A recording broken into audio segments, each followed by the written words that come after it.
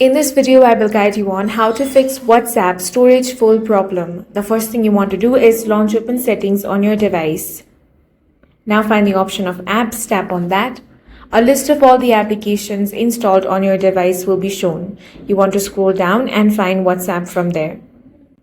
Now tap on the option of storage.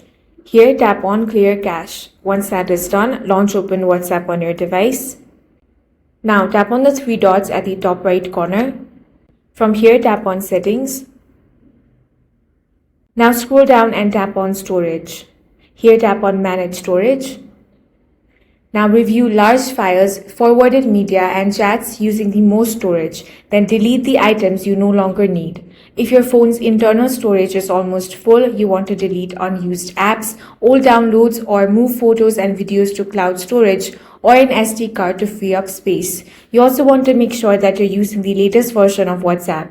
For that, open Play Store or App Store and search for WhatsApp. Now tap on the update option to use the latest version of WhatsApp. That's all for this video. If you found it useful, make sure to hit the like button and subscribe for more videos like this.